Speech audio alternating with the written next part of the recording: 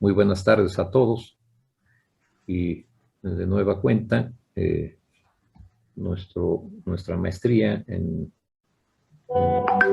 y doctorado en arquitectura les da la más cordial bienvenida a nuestro foro coloquio que desde los talleres de investigación de cuarto nivel y segundo nivel, el de cuarto con las actividades académicas para la obtención de grados, sería el sentido de su obligatoriedad. Hoy nos permitimos a nombre del campo Arquitectura, Desarrollo y Sustentabilidad, ofrecer el cierre de nuestro coloquio, que promovido por los jóvenes alumnos y su servidor, junto con el arquitecto Héctor Segura Carci, tuvimos a bien establecerlo. El objetivo del coloquio no tiene otro sentido más que el de proceder con las evaluaciones que tenemos obligación de establecer, pero al mismo tiempo reforzar, mantener la cuota de naturaleza que nuestro propio posgrado intenta sostener en el contexto de los posgrados de la Universidad Nacional Autónoma de México y en general de todos los posgrados.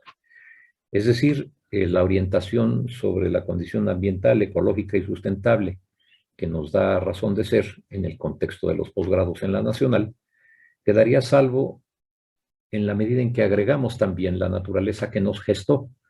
Es la concepción que de la realidad tenemos para suponerla fincada en bases productivas, en condiciones normativas y en el papel que las ideas juegan respecto de la condición social de todos.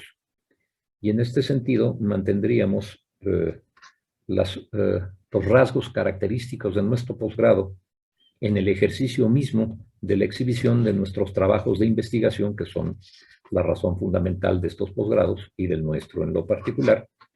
Y por eso hacemos este coloquio y lo hacemos de esta manera. Como siempre, tendré que decir que tenemos dos cuerpos de observación. Uno, desde los cotutores que como invitados aparecen y que son quienes acompañan a los sustentantes, en los casos que así sea, en la elaboración de sus tesinas de manera directa o indirecta. Pero también allí tendríamos a la doctora Maribel Jaimes, a la doctora Gladys Arana, a la doctora Lucía Ibarra, a la maestra Montserrat García, al doctor Francisco Platas, al doctor Enrique Miguel Marín, que ya nos acompaña, a la maestra Adriana Díaz Camaño, espero que más adelantito se nos agregue, pero también tendríamos en forma externa dos invitados que considero de lujo a este foro. Ya han ido ustedes viendo cómo esto se muestra y demuestra por la participación y las capacidades de quienes hemos invitado. En primer término, la maestra Noemí Bravo, que representando nuestro vínculo con la Universidad Autónoma Metropolitana, y la maestra Sheila Espinosa, representando al Instituto Politécnico Nacional, ambas manejándose en dos campos en lo particular de expertise, la condición ambiental y la condición de género. Me parece que agregan dos cuotas muy contemporáneas de observación a lo que aquí estaríamos tratando de presentar para todos. Con este sentido, este tercer día, sumando como ejes articuladores de las ponencias, tendríamos una continuidad con aquello que podría agregarse a la llamada calidad de vida, pero ahora agregando algunas particularidades que dicen y acentúan que seguimos en la cuota de insistir en lo novedoso, lo irruptivo, lo creativo, lo no dado. Es decir, esta oportunidad de poder abrir ventanitas y puertas hacia aquellos vacíos de la investigación que tenemos obligación de ir llenando. En esta ocasión, sobre particularidades que yo diría son prioritarias en las temáticas que en general se manejan en torno al urbano arquitectónico. Los temas de la salud, de la seguridad y del comercio, en una primera intentona de organizar las 5 ponencias, tendrían como fin, primero, mantener para la salud esta condición preservativa, que no curativa, que hace un aspecto muy, muy novedoso y muy necesario de establecer, porque me consta que cuando en los foros del Grupo WARP, que tuve el muy alto privilegio de participar, se mantenía la cuota de cómo se enfrenta ahora el tema de la salud de manera universal, es en este sentido justamente que quien nos va a exponer su temática lo trata de hacer. Pero al mismo tiempo tenemos que el asunto prioritario no solo refiere a la salud en primer término, sino también el tema de la seguridad. Y tendríamos una aportación sobre ideas, o bien de castigo, o bien sobre la evolución que en el derecho aparecería vinculando a los objetos urbano-arquitectónicos en la tarea de brindarnos un determinado nivel de seguridad social a la comunidad. También tendríamos respecto del comercio esta condición que a veces se nos vuelve tan problemática en lo urbano y también en lo arquitectónico, las dos cosas ligadas, y que refiere al ambulantaje como un fenómeno cada vez más creciente y cotidiano, dada la condición mercantil en que el mundo de hoy, en su inequidad, nos está subordinando, sometiendo. No podemos olvidar también un par de temas más que como factores productivos se hacen presentes todo el tiempo de cualquier forma de disertación que sobre lo urbano arquitectónico tenga que hacerse.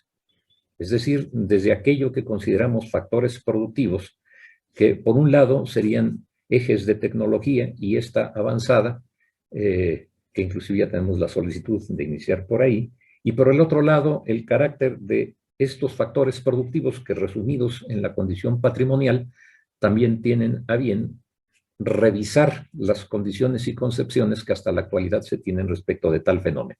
Todos ellos articulados y organizados por la dinámica urbano-arquitectónica, que no es más otra cosa que la expresión del propio desarrollo social en el que vivimos. Sin más puntos que agregar en la introducción, me parece que podemos dar entrada y darle salida a la petición que nos había hecho el arquitecto Eduardo Vitela, y iniciar con ella, claro, bajo la anuencia de la arquitecta Sandrita Estrada, que es la que estaba propuesta en el primer término, pero por razones técnicas nos ha solicitado el arquitecto Eduardo Vitela iniciar. Así lo haremos.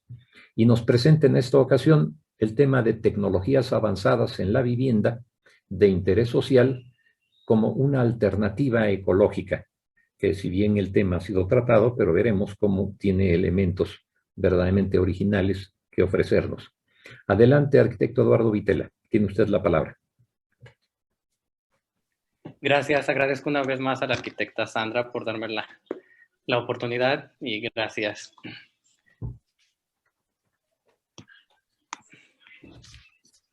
Bueno, el título de mi investigación es Tecnologías avanzadas en la vivienda de interés social, una alternativa ecológica. Mi proyecto está ubicado en la ciudad de Oaxaca, en el Estado de México, y la problemática de mi investigación es la implementación de la autoconstrucción por medio del conocimiento empírico, o sea, la implementación de materiales la cual no se llega a sustentar o no se llega a definir los parámetros de resistencia y resiliencia como lo es el adobe y como son otros materiales que se adecúan a las casas sin hacer una revisión propia o sin hacer una revisión alterna.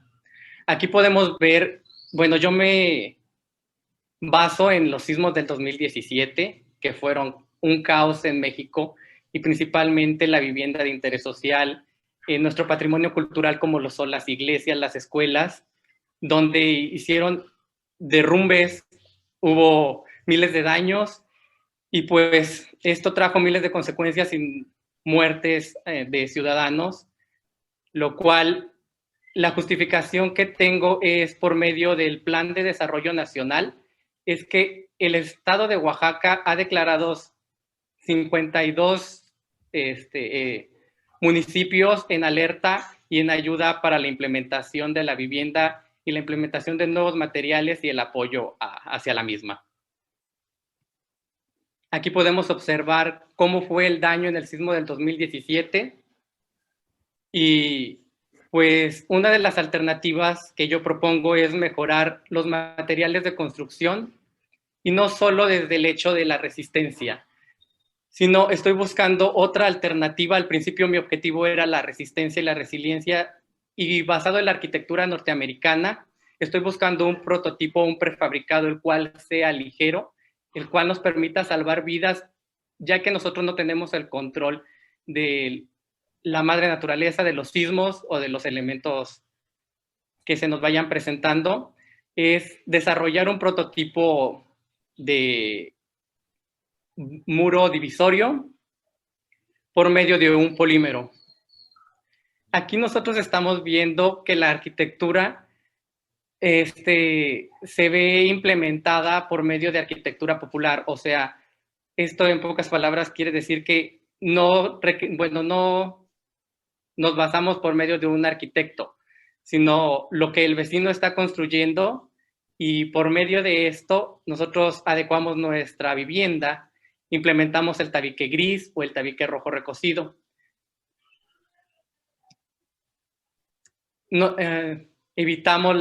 podríamos evitar la degradación del suelo, la degradación del dióxido de carbono, las emisiones del dióxido de carbono y otros contaminantes que lanza la construcción, el sector de la construcción. Como les comentaba, uno de mis principales objetivos es implementar un nuevo material que es un biopolímero a base de una matriz de almidón. En este apartado estoy analizando, bueno, uno de mis componentes es la harina de trigo, el cual lo estoy reforzando por medio de la fibra de la celulosa, y como agregado estoy utilizando la harina de amaranto. Estas es como las primeras pruebas que estoy realizando en mi prototipo para poder detectar la dureza y la flexibilidad del propio. Aquí me estoy basando en una proporción de 4-4-1-1, la cual se divide en los componentes del biopolímero, que es el ácido acético, agua, agregados, la glicerina, el almidón. Y pues aquí el ácido acético funge la misión de dividir la amilopectina y la amilosa y amilopectina de la fibra de la celulosa de harina de trigo, y de igual manera de la harina de amaranto. Lo que nos va a hacer que lleguemos a un buen plastificante es el porcentaje que nosotros le queramos agregar de glicerina o glicerol. Esto va aumentando la flexibilidad o la dureza de nuestro material, el cual nosotros queremos buscar, para poder generar mi biopolímero. Aquí les voy a contar un poco del experimento que he realizado a lo largo de los 2 semestres que llevo, el cual, como les comento, he utilizado harina de trigo, harina de amaranto, ácido acético en vinagre blanco, glicerina para poder plastificar y agua, dependiendo la proporción que yo le vaya agregando de harina de trigo y harina de amaranto, que sería la proporción, como les comentaba, 4-4-1-1. Al principio estoy dividiendo lo que es las harinas, la harina de trigo y la harina de amaranto, para poder hacer su pesaje, y hago la combinación de los líquidos de manera separada, que es el ácido acético, la glicerina y el agua. El colorante solo lo estoy usando para poder identificar mis probetas y mis muestras. Al principio estoy haciendo una realización de muestras amorfas para poder identificar la dureza del material que yo quiero obtener. En un principio estaba obteniendo muestras blandas, ya que estaba agregando bastante agua, y al momento de hacer este juego, pues empezaba a tener burbujas mi bioplástico, y se empezaba a ver dañado de manera, pues sí, de manera resistente. Y también es de suma importancia saber la cocción del bioplástico y cómo se va manejando esto dentro del tratamiento, que es lo que les voy a ir platicando. Dentro de las probetas que estoy realizando, estoy utilizando la Short de PVC 7100, que tiene unas medidas de 1.66 de diámetro por 3 centímetros de altura. Como les comento, hice la realización de mis probetas, hice las mezclas correspondientes para poder hacer mis primeras probetas de los ensayos a compresión.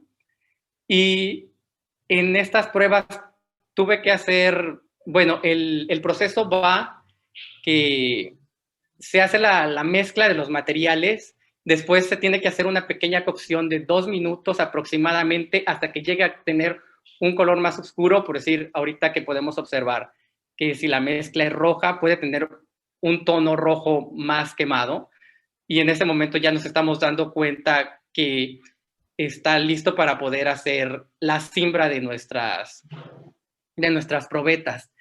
La temperatura a la que la debemos de colocar es aproximadamente a 70 grados centígrados en el horno de microondas. Esto cabe recalcar que las probetas las hice en casa para no retrasarme y empezar a tener una experimentación durante la pandemia. Entonces, cuando yo llegué a estar en el laboratorio, se debe de hacer una caracterización morfológica de los materiales para ver la ramificación de la celulosa y ver si es correspondiente a esta, y de acuerdo a cómo me vayan saliendo mis probetas, empezar a hacer la caracterización mecánica. Aquí, como se muestra en la imagen, estoy haciendo mi cimbrado con aceite vegetal, o también se puede hacer con vaselina para que pueda tener un descimbrado fácil. De igual manera, como les comentaba, se mete aproximadamente 3 minutos al horno de microondas y nosotros vamos viendo el comportamiento del biopolímero. Es importante que no se nos vaya evaporando, que no se nos vaya inflando el biopolímero. Es ir realizando breves pausas de 15 segundos, 20 segundos, 5 segundos, para que de igual manera no se nos vaya a quemar y la muestra salga pues adecuada. Aquí, bajo la norma ASTM D3132, hice la realización de unas pruebas de solubilidad, donde metí mi biocomposito a ver si era, en cuánto tiempo se lograba disolver en el agua potable. Las pruebas las realicé el 12 de enero del 2021 y logré observar una pérdida de peso y una pérdida de volumen, igual una ligera desintegración. El proceso lo detuve debido a que el agua estaba en estancamiento y lograba detectar olores como si fuera hongo, o empezaba a aparecer moho. Esto se debe pues a que, como les comento, el agua está en estancamiento y mejor decidí pararlo. Pero de igual manera me di cuenta que va desintegrándose el biocomposito y como es totalmente orgánico, pues no causa tanto daño al medio ambiente. Tiene características sustentables.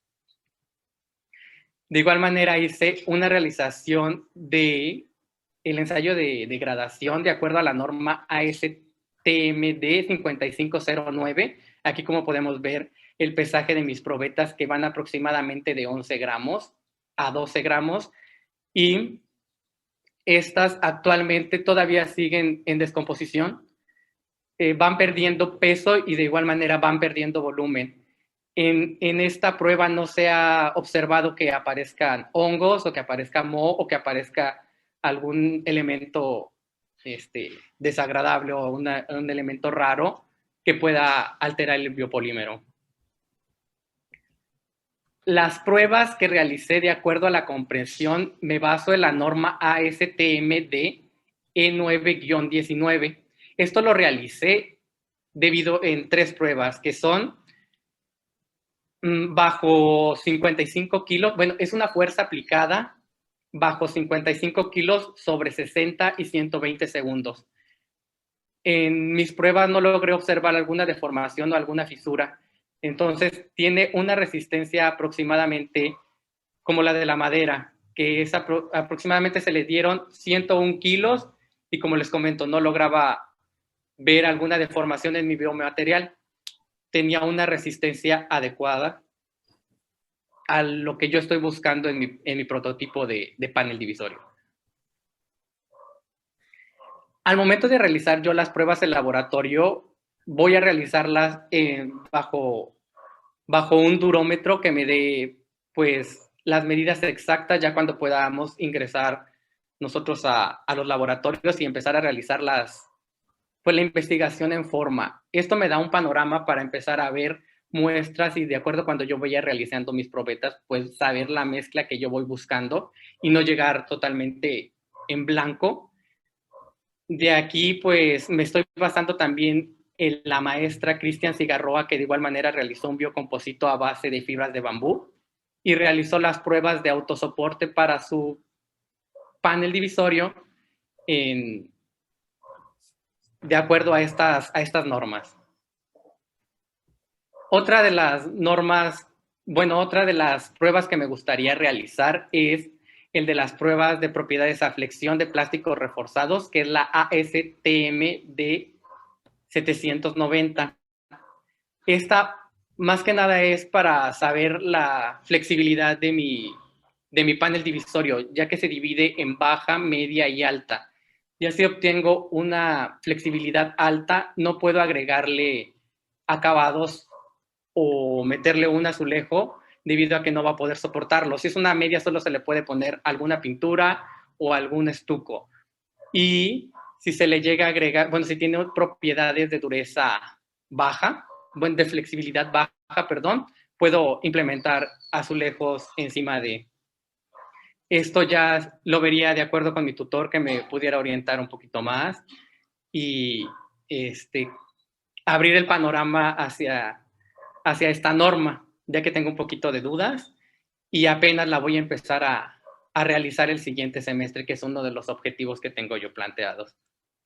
Como les comento aquí, las probetas son de manera rectangular y van de 12.7 milímetros, en lo ancho, 12.7 milímetros de lo largo y 3.2 de profundidad, basándome de igual manera en la norma ASTM de 5947. Y estas son algunas de las muestras que he logrado sacar de acuerdo al biopolímero que he estado trabajando. Pues considero que debemos de continuar haciendo experimentación y la tecnología, que no tengamos los laboratorios no debe de ser un límite, ya que cuando nosotros entremos a los laboratorios y logremos desarrollar nuestro prototipo, pues ya tengamos una visión más amplia del material que estamos desarrollando y un conocimiento más a profundidad. Entonces, este es el avance que yo muestro para segundo semestre y esta es mi presentación. Gracias. Muchas gracias a ti, Eduardo, arquitecto Eduardo Vitela. Nos dejas para ver la pantallita. Gracias. Como siempre hacemos, si hubiese algunas opiniones, yo tendría algunas a hacer. Yo si es posible solamente hacer una sugerencia. Sí. Sí. Adelante, maestro. Sí, muchas gracias. Fíjate que a lo largo de los talleres de investigación, se habla sobre estas tres condiciones, que es la pertinencia, la consistencia y la congruencia en la investigación, ¿no? Y que vale la pena, a mí me parece, es un paso hacia atrás para tratar de que, digamos, esta presentación que haces, me parece que va por distintos caminos y trates de unificar respecto de tu objeto de investigación, que estas tres condiciones que te planteaba al inicio estén, digamos, dentro de la estructura de tu presentación. Es decir, este recuento que tú haces sobre las resistencias de compresión del tabique o la variabilidad dimensional que pudiera tener en términos de su unidad nominal, o sobre las condiciones, de concavidades o convexidades sobre las propias superficies, o la succión o la absorción de la cara del tabique. Es decir, todas estas cosas como técnicas y que tendrían que establecerse ya después sobre las propias condiciones de absorción o sobre resistencias o sobre resistencias al fuego, aislamientos térmicos. Es decir, todas estas condiciones como técnicas que de alguna manera están y se establecen en términos de manuales y procedimientos, me parece que no alcanzan para estructurar a la investigación, digamos, o a tu proyecto de investigación. Es decir, solamente enunciarlas y decir cuáles son los tipos de agregados para mejorar las propiedades mecánicas de este tabique que tú quieres generar. Me parece que tiene que estar atrás de ello justo la propia propuesta de la tesis, es decir, esa idea que hablamos sobre la propia justificación, sobre el propio planteamiento del problema, es decir, la condición de la problematización,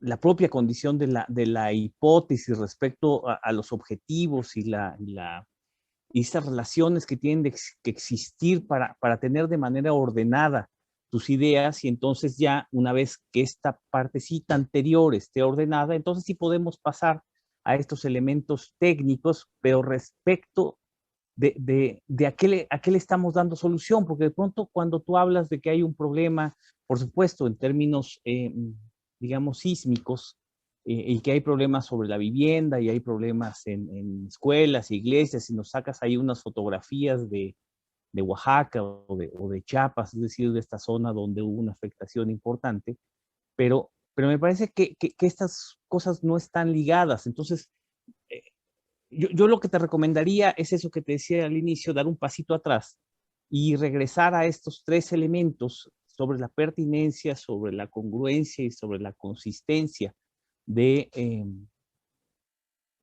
para que tuvieras más elementos para estructurar el documento. Entonces, yo partiría de esta recomendación de dar un paso atrás y tratar de iniciar dando un poco más de estructura al proyecto. Solamente sería una recomendación. Muchas gracias.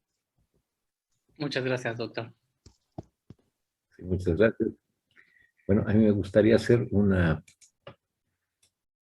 por supuesto, suscribiendo las preocupaciones que surgen, porque en efecto pareciera que la oferta aísla un poquito el esfuerzo mayor de lo realizado en solo una particularidad o parcela de un tipo de material y su oferta y propuesta.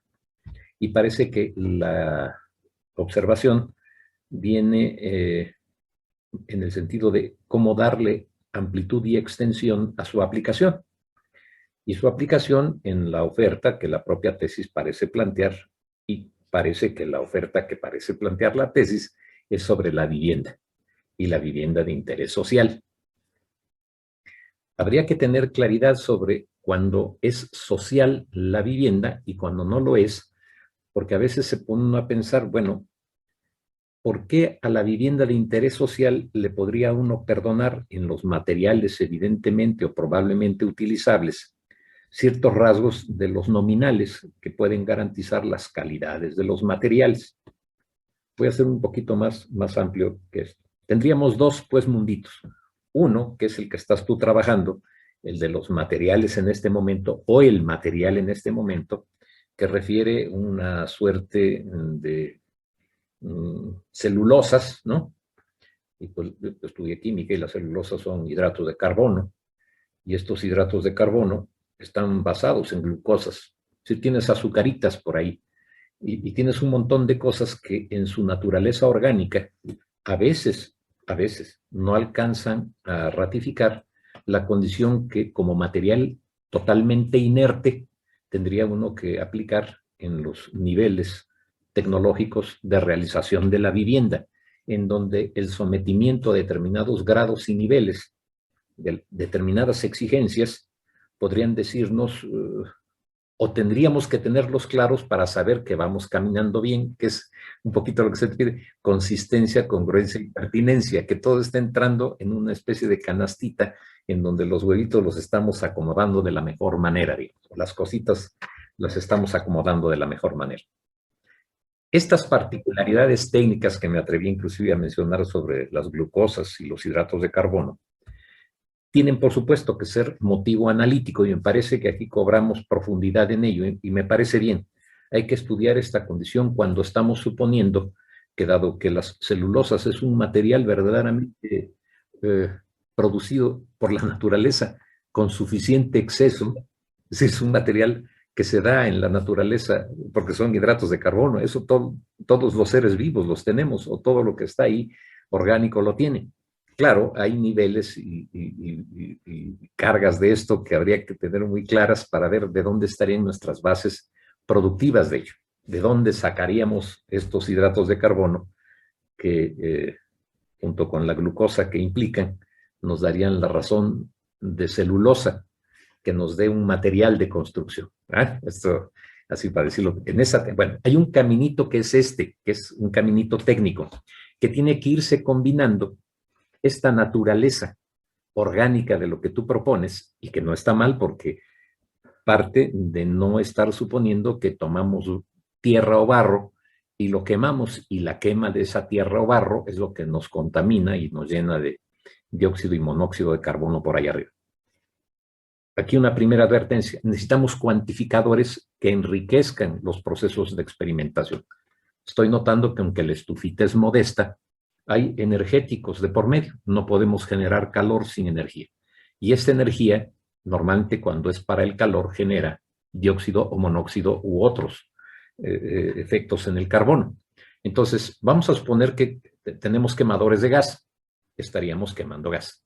Vamos a suponer que tenemos quemadores eléctricos. Estamos quemando electricidad.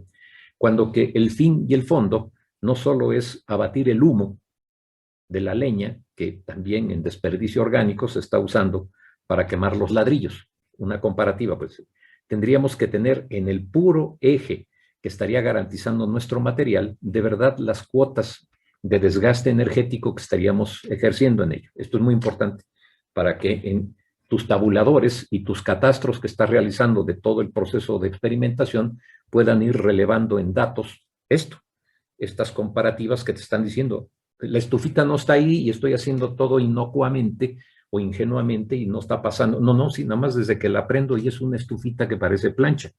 Si no, no tendría, pues sí, y entonces es el gasto energético, diciendo, bueno, ¿cuánto me costaría en electricidad hacer eso? ¿Y de dónde la traería? ¿O cómo haría yo para que en forma supletoria, así se llamaría, complementaria o supletoria, yo esa energía eléctrica la esté suministrando para hasta mis procesos de prueba, que son o serían muy parecidos a los procesos de producción que tendría yo que hacer? Ahorita estoy hablando de unos cilindritos muy chiquititos, pero si quiero hacerlo grandote, esos son mis probetitas para probar algunas cosas. Pero luego tengo que hacerlo y hacer las mismas pruebas para mis tabiques, si lo voy a hacer así, tabiques del material, y tendré que hacer el mismo protocolo de pruebas. En este otro nivelito, no solo agregando al primero, voy a repetir eso, la parte orgánica que tiene que desglosarse en sus contenidos orgánicos y tener claridad sobre eso, qué tanto de glucosa, qué tanto de hidrato de carbono, qué tanto de celulosa estoy manejando en sus componentes. Esto lo tengo que tener claro. No solo son las NOMs que yo supongo que se me acomodan y que son las que eventualmente me tendrían que pedir en el material. Yo tengo que tener certidumbre un poquito más amplia que esa, si no estaría yo obviando muchas cositas que en el medio, al final del día, sí me van a pedir en las patentes. Bueno, esta es una, el eje orgánico que explica tu material. Luego habría otra en donde aparece un poquito lo que llama la atención sobre el objeto de la tesis, la aplicación en la vivienda. Yo diría aquí que tendría que tener claridad qué y para qué en la vivienda, porque pareciera ser que en la concepción de vivienda que se mantiene o que se ofrece, es aquella que, fincada solo en los tabiques tradicionales, permite a la vivienda. No, las viviendas hoy en día, en términos de tecnologías avanzadas, así como está enunciado el título, no, yo creo que lo que menos usan son esos tabiques. Es decir, todos los prefabricados contemporáneos, los plásticos de alto impacto, qué sé yo, poliestirenos o polietilenos o lo que quieras, poli, lo que quieras, todo eso que hace plásticos y los hace de alto impacto, ya tiene, por eso se hacen así, una ganancia en su condición inerte, que no tiene que pasar por la otra, de suponer una prueba que me parece hasta ingenua, de suponer que mi material tiene que aguantar, estar sumergido en agua y tener un tiempo de duración para no disolverse.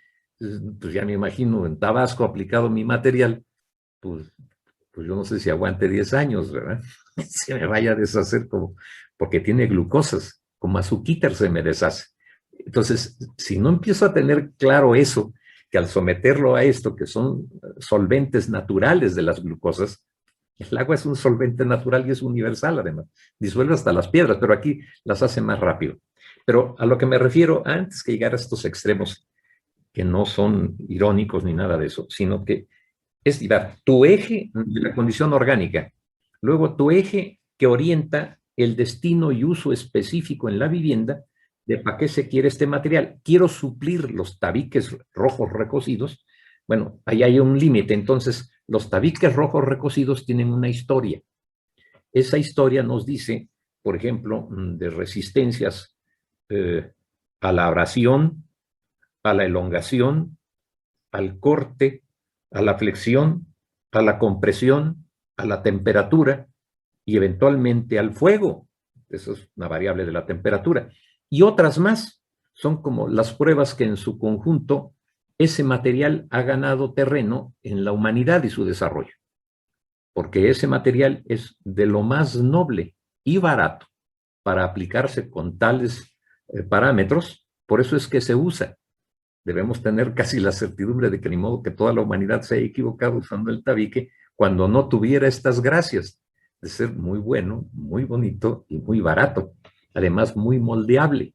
Y entonces esta es la facultad que hace de los ladrillos que pueda uno tener inclusive rangos de previsión en su comportamiento. Si es para la vivienda, no porque sea de interés social, voy a desconocer cuánto resiste al cortante, cuánto resiste al flexionante, cuánto a la compresión, cuánto a la abrasión, todas estas cositas. Bueno, entonces me parece que habría que sistematizar un poquito el asunto. Por un lado, ir cobrando la certidumbre de la materia orgánica que estamos implementando, comparando gastos y desgastes energéticos. Es decir, ¿qué me implicaría tener? ¿De dónde saco esa glucosa o celulosa o hidrato de carbono? ¿De dónde lo obtengo? Ya me dijiste tú, a lo mejor termino comiéndomelo, porque es amaranto, y entonces es muy riquito, muy rico el amaranto, son unas galletas de amaranto, ¿verdad? Que son, y más cuando estamos en crisis y el asunto lo exige, podríamos tener un poquito de eso. Por supuesto que este es un mal chiste, pero es bonito para que veas que no hay mala vena. La parte orgánica hay que tenerla clara, para que de ella derivemos los alcances primeros. Si va a ser esos ladrillos, van a ser como los otros, los viejos ladrillos de rojo recocido. Son factor productivo.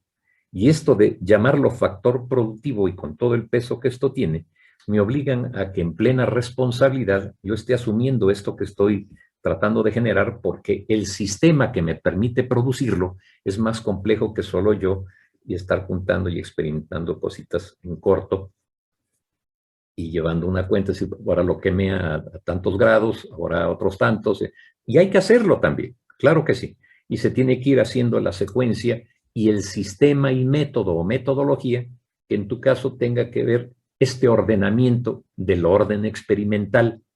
¿Cuáles serían las formas metodológicas que estarían dándole orden al experimento de ir probando este material con base en glucosa?